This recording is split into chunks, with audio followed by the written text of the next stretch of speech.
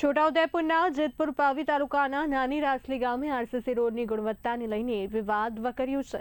4 મહિના પહેલા બનાવાયેલો RCC road ભારે હાઈવા ટ્રકોની અવરજવરને કારણે તૂટી ગયો છે। રેતીના ચોક સુધી સતત રેતી ભરેલા ટ્રકો પસાર થતા હોવાના આક્ષેપ સાથે ગ્રામજનોએ ભારે રોષ વ્યક્ત કર્યો છે। ટ્રકોની રોયલ્ટી તપાસ દરમિયાન જબુગામ વિસ્તારની હોવાનું સામે આવતા હવે આ મુદ્દે પણ તપાસની માંગ ઉઠી છે।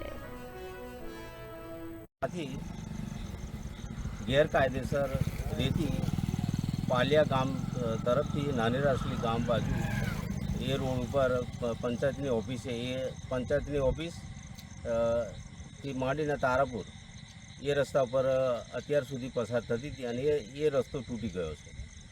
એ તૂટી જવાથી હવે એ ગાડીઓ પાલિયા અને નાની રાસલીવાળો જે રોડ છે ત્યાંથી પસાર થાય છે। તો ગઈકાલે આજે અમે બે ગાડીઓ રોકી, તો એ ગાડીઓ રોકતા અમને એવું જાણવા મળ્યું કે આ રીતે 2 નંબરમાં આવે છે અને એની રોયલ્ટી કે એ બધું તપાસ કરતા કે રોયલ્ટી બીજા એની નીકળે છે। તો આ બાબતે આની તપાસ થવી જોઈએ અને આ જે રેતી માફિયા ચોર છે એની સામે કાયદેસરની